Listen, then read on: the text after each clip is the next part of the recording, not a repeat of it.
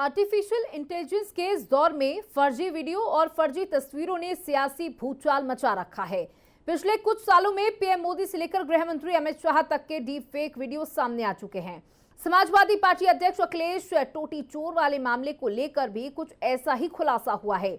एक sting operation में सामने आया कि सियासी साजिश के तहत अखिलेश यादव के खिलाफ टोटी चोर वाला एजेंडा चलाया गया था और साल 2018 में अखिलेश के सरकारी आवास से कोई टोटी चोरी हुई ही नहीं थी। पूरी कहानी देखिए हिंदी खबर की इस एक्सक्लूसिव स्टोरी में। की सरकार आई तो बबुआ ने भी बहुत बड़ा मकान बना दिया और जब सुप्रीम कोर्ट ने कहा सरकारी मकान है, सरकारी जमीन है, खाली करो, तो उसमें टोटी चोरी कर दी। गरीब भी कहता है जो टोटी चुराते हैं वो रोटी कहते हैं। यहाँ तो ऐसे लोग हैं जो ईंट, पत्थर, बालू, रेत, जमीन और ताजमहल और टोटी तक को नहीं छोड़ते। मैं टोटी लेकर के आया हूँ और टोटी इसलिए लेके आया हूँ कि अगर सरकार को ये लगे कि कोई टोटी मैं लेके चला गया हूँ, सरकार हमारा गिनती में बता दे, मैं पूरी की पूरी टोटी देने के लिए तैयार हूँ। पॉलिटिकल फेक न्यूज पर सबसे बड़ा खुलासा। साजिश के तहत चला अखिलेश टोटी चोर वाला एजेंडा। साल 2017 में योगी आदित्यनाथ के उत्तर प्रदेश का मुख्यमंत्री बनने के बाद पूर्व सीएम अखिलेश यादव ने जब सुप्रीम कोर्ट के आदेश के बाद जून 2018 में अपना सरकारी बंगला खाली किया था, तब उन पर तोड़-फोड़ और घर के अंदर लगे सामान को डैमेज करने का आरोप लगा था और कहा गया कि वो अपने साथ सरकारी बंगले की टोटियां भी लेकर चले गए थे। इसके बाद 13 जून 2018 को अखिलेश यादव प्रेस कॉन्फ्रेंस में अपने दोनों हाथों में टोटी लेकर पहुंचे थे और सफाई देते हुए कहा था कि वो सरकार को टोटी देने आए हैं। सरकार गिनती बताए कितनी टोटी निकाली है, सारी की सारी वापस कर दी। सरकार हमारा गिनती में बता दे, मैं पूरी की पूरी टोटी देने के लिए तैयार हूँ। उसके बाद से बीजेपी के नेता अखिलेश यादव को टोटी चोर कहकर बुलाने लगे। कोई कोयला खाएगा, कोई टेलीफोन में घोटाला करेगा, कोई सेना के साजो सामान में लूट करेगा। यहां तो ऐसे लोग हैं जो ईंट, पत्थर, बालू, रेत, जमीन और ताजमहल और टोटी तक को नहीं छोड़ते। आज इसको लेकर हिंदी खबर आपके सामने बड़ा खुलासा करने जा रहा है।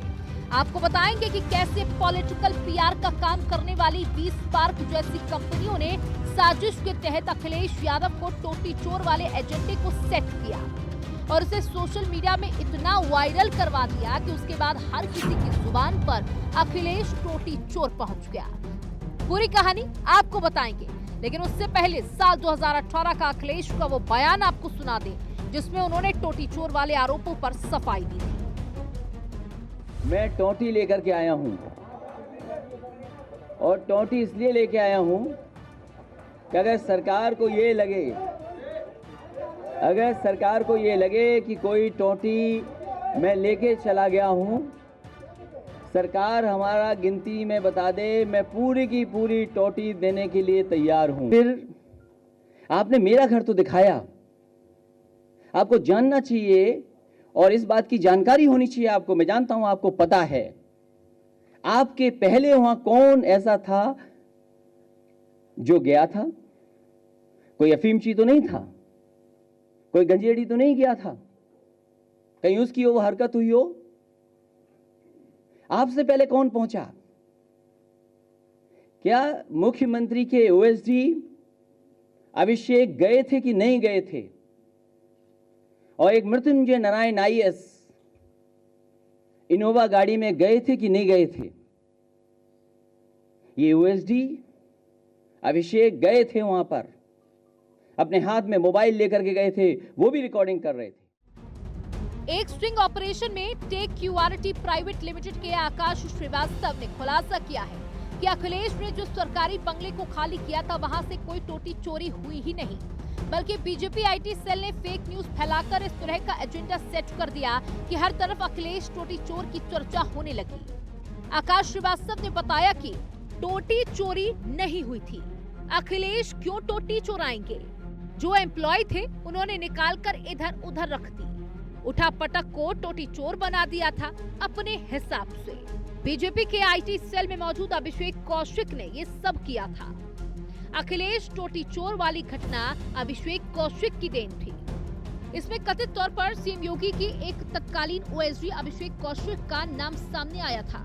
सरकारी घर से टोटी चोरी होने वाली घटना के बाद अखिलेश यादव ने प्रेस कॉन्फ्रेंस कर अभिषेक कौशिक और आईएएस मृत्युंजय नरेन पर उन्हें बदनाम करने का आरोप लगाया था। अभिषेक साल 2017 से 2020 मई 2022 तक सीएम योगी के ओएसडी रहे। उनके सोशल मीडिया प्रोफाइल के मुताबिक वे अभी सभी सॉफ्ट टेनिस एसोसिएशन के अध्यक्ष हैं। वहीं हाल ही में दिल्ली की मुख्यमंत्री रेखा गुप्ता ने भी एक इंटरव्यू के दौरान एक सवाल के जवाब में अखिलेश यादव को टोटी चोर कह दिया था। उसके बाद जहां समाजवादी पार्टी की महिला कार्यकर्ताओं ने सड़क पर उतरकर हंगामा किया, जबकि अखिलेश यादव ने प्रेस कॉन्फ्रेंस कर इसे दलितों का अपमान करने की बीजेपी की साजिश बताया और एक बार फिर से इसके पीछे अभिषेक का हाथ बताया। ये कोई संकोच नहीं है। एक आईएएस अधिकारी अवनीश अवस्थी, उनके इशारे पर, मुख्यमंत्री के इशारे पर, ये जो टर्म आज मुख्यमंत्री यूज कर रही है, जो आप सवाल मेरे से पूछ रहे हो, इस सब ने मिलकर के साजिश रची थी। और ये पीडीए परिवार के लिए कोई नई चीज नहीं है। इनको अपमानित होना ही पड़ता है। कोई ऐसा पीडीए परिवार का यहाँ बैठा ये नहीं कह सकता है कि समाज में कभी न कभी वो अपमानित न हुआ हो। उन्हें अपमानित होना ही पड़ता है। ये हम लोगों की लंबी लड़ाई है। और एक कोई मनु गड़बड़ाए थे, उन्होंने ये व्यवस्था की जिसकी वजह से हमें आज भी अपमानित होना पड़ रहा है। दरअसल भारत में राजनीतिक दल चुनाव जीतने के लिए एआई के साथ तरह तरह के प्रयोग कर रहे हैं और पिछले कुछ समय से तो डीप फेक वीडियो सुर्खियों में बना हुआ है। वॉइस क्लोनिंग, फेस स्वैप और बाकी एआई एडिटिंग टूल के जरिए विरोधी पार्टी को निशाना बनाया जा रहा है। गृह मंत्री अमित शाह भी 2 बार इस तरह के कैंपेन के शिकार हो चुके हैं, जिसमें पहली बार 2024 में रिजर्वेशन खत्म कर देंगे वाले अमित शाह के डीप फेक वीडियो को वायरल कराया गया, जिसका असर लोकसभा चुनाव में यूपी में दिखा। वहीं दूसरी बार 2025 में अम्बेडकर वाले बयान को तोड़ मरोड़ कर वायरल कराया गया, जिस पर अभी तक संग्राम छिड़ा हुआ है। वहीं दिल्ली के पूर्व सीएम और आप के संयोजक अरविंद केजरीवाल के खिलाफ भी बीजेपी के ऊपर फेक न्यूज कैंपेन चलाने का आरोप था, जिसमें डीप फेक वीडियो के जरिए केजरीवाल को ये कहते हुए दिखाया गया था कि कौन पूछता है यमुना जी को। स्टिंग ऑपरेशन में खुलासा हुआ कि दिल्ली के एक मंत्री ने 20 पार्क को दिल्ली चुनाव के लिए हायर किया था और उसी के कहने पर इस तरह का फेक वीडियो बनाया गया था।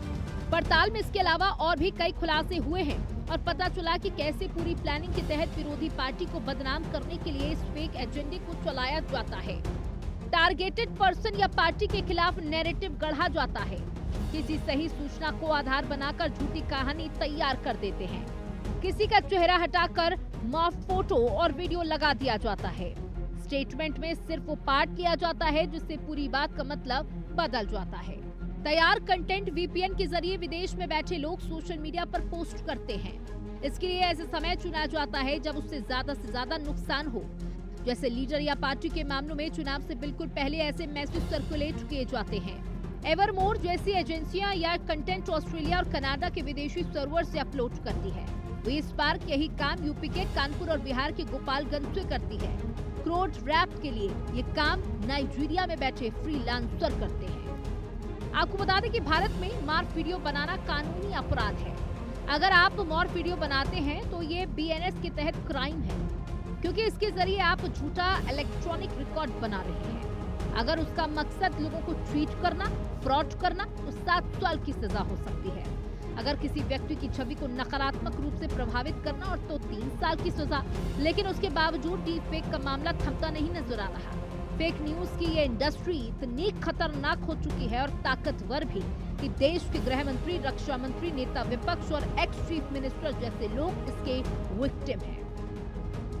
हिंदी खबर की स्पेशल रिपोर्ट।